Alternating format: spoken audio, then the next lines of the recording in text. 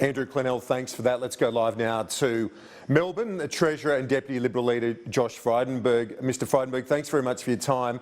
As Andrew suggested there, the PM said in the newspaper this morning, we want people to go about their normal lives, going to work, going to school as much as possible.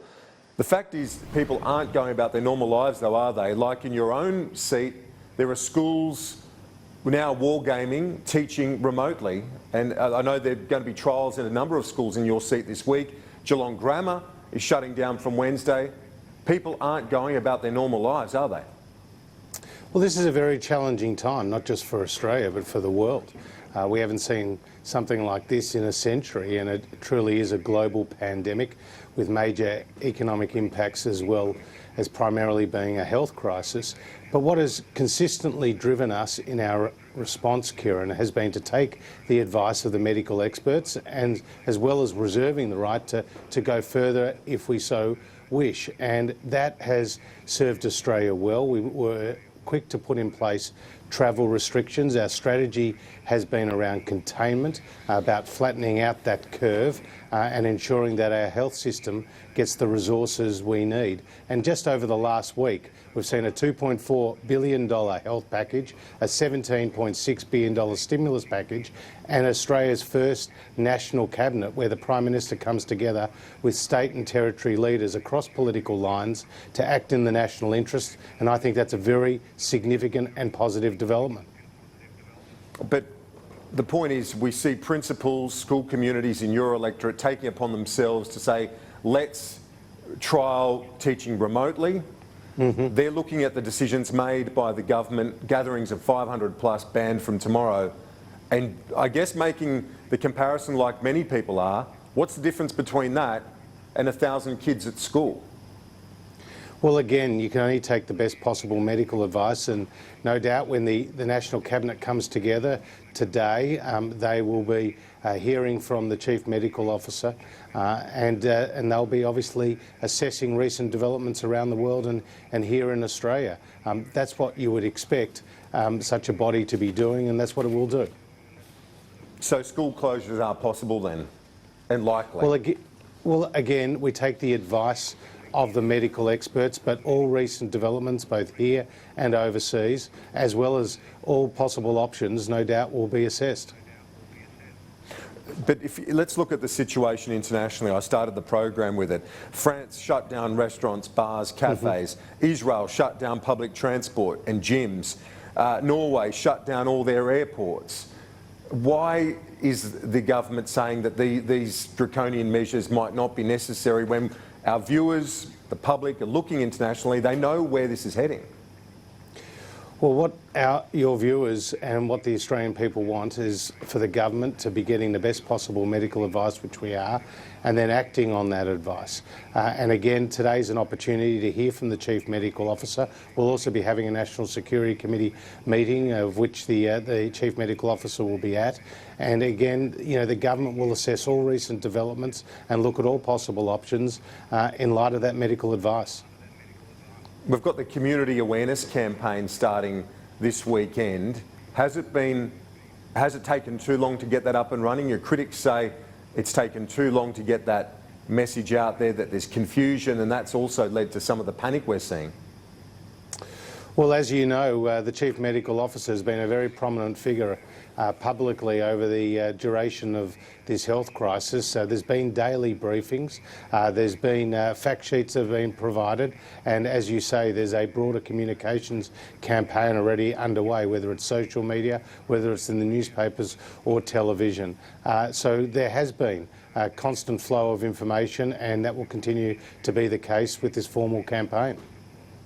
Have there been some mixed messages though, like, for example, the PM again today saying we want people to go about their normal lives, or him saying I'm going to the football? He's since retracted, but the Australian people, viewers, as I say, everyone watching this morning knows this is not situation normal, Treasurer. Well, nobody is saying that. I mean, like I said, it's a global pandemic. It's a 1 in 100-year event with far-reaching consequences for the globe. And Australia is not immune, but we are well prepared. And I think that should reassure those watching today and the broader Australian community, is that we have one of the best health systems in the world. We have universal health care.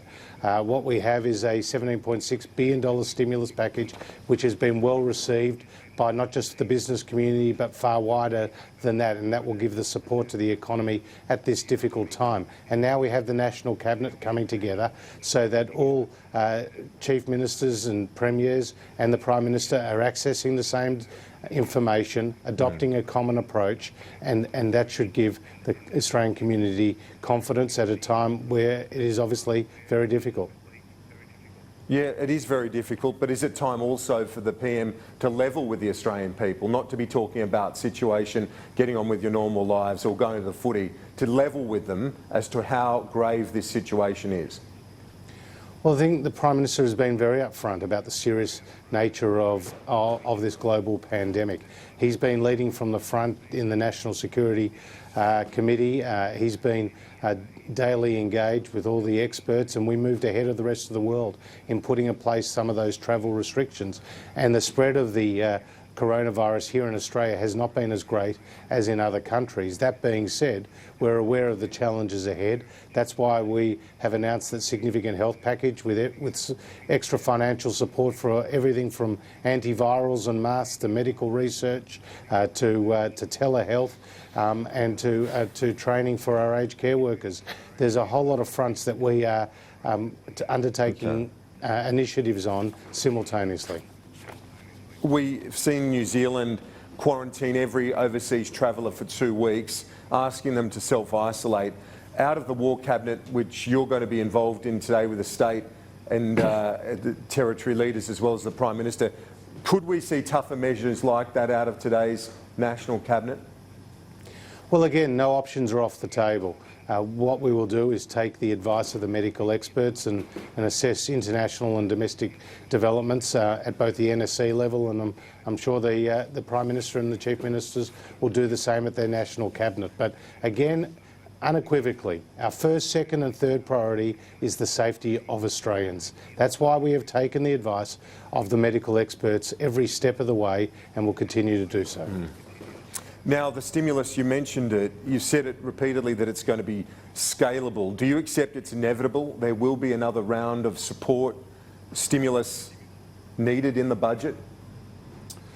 Well, we've just announced a $17.6 billion package that is targeted. All the measures are temporary, and it's also proportionate to the challenge we face.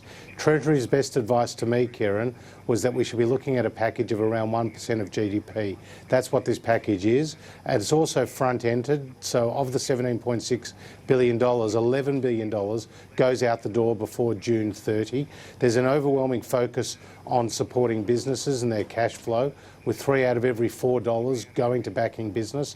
We've got 2 initiatives designed to boost investment, with the accelerated depreciation being lifted to 50%, as well as the extension of the instant asset write-off from $30,000 to $150,000.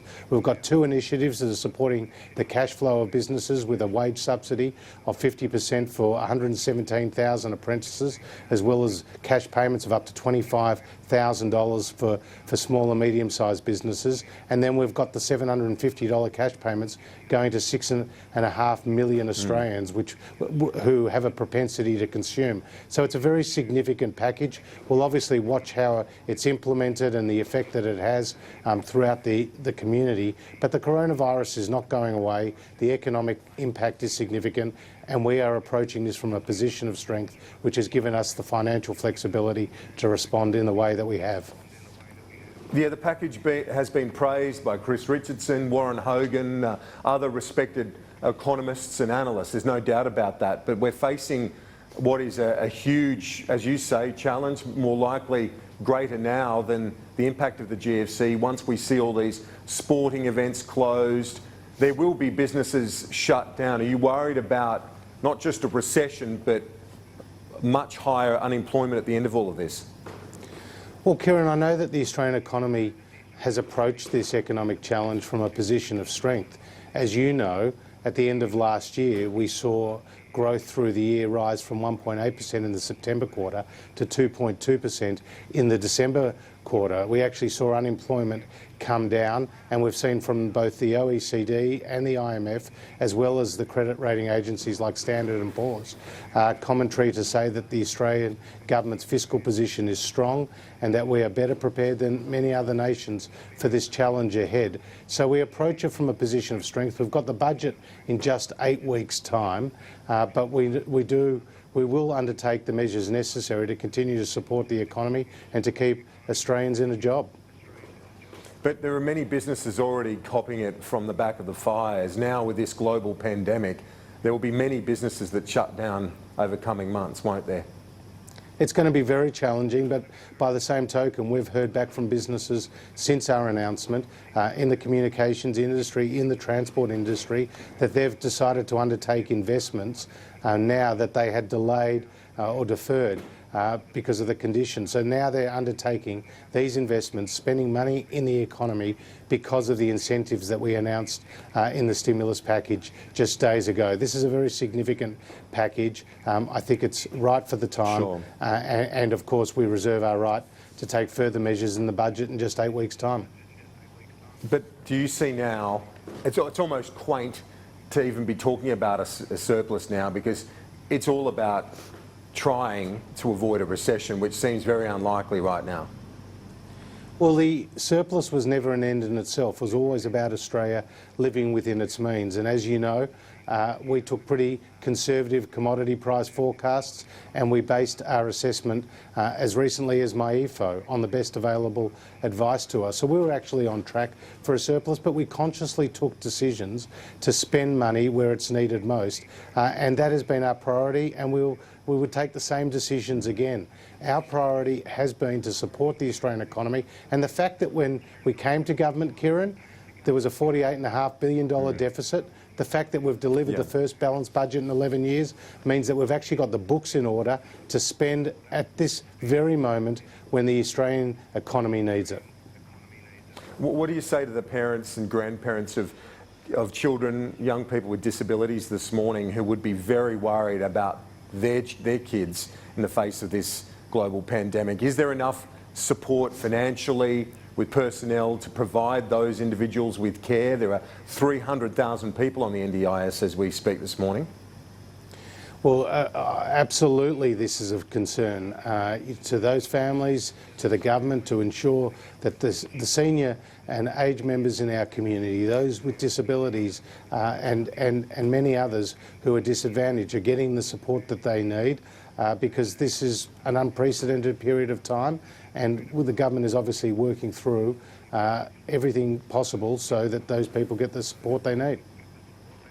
You've been sick the last few days. You've bravely turned up this morning. I appreciate that. But have you been tested for COVID-19, and what was the result? Yeah, I was tested last Thursday. Got on Friday the negative result. Had a bit of a sore throat. Had a sniffle. I'd come back from overseas, Kieran, a couple of weeks before at the G20 meeting in Riyadh. So having come back from overseas, having shown some of the symptoms, as a precautionary measure I got tested. Fortunately it was negative, and I got that result back, and I had that test prior to learning about Peter Dutton's situation. Obviously our thoughts are with him because we want him, just like every other member of the Australian community who has the coronavirus, to make a full and speedy recovery. So you got the test Thursday, but you announced the stimulus on Thursday, so you're pushing ahead. Did you think about self-isolating given you were feeling crook? Well, I'd been in Riyadh just over 2 weeks before, and so it was very much a precautionary measure that I took. The medical advice to me was not to go and self-isolate, and so I'm pleased that the test came out negative.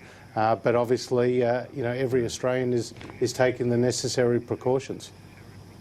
Sure, indeed. And Chris Bowen and Labor says the rest of the Cabinet, including the Prime Minister, should be tested because of exposure to Peter Dutton, that the World Health Organisations have a 48-hour time period before symptoms show that if people are exposed to that, they should get tested. That's Chris Bowen's argument. Why doesn't the rest of Cabinet do what you did? Because we'll take our advice from the Chief Medical Officer, not from Mr Bowen. I mean, it's very disappointing that they've sought to play politics at a time when the country needs to come together. This is a Team Australia moment. This is a time when governments of both political persuasions at the federal and the state level are meeting at the national cabinet table. This is a time when the business community is showing flexibility to their workforce. This is a time of great stress. Yet the Labor Party, very disappointingly, is trying to play politics here. Peter Dutton became symptomatic on that Friday morning when he had a fever and he had a sore throat. He rightly got tested.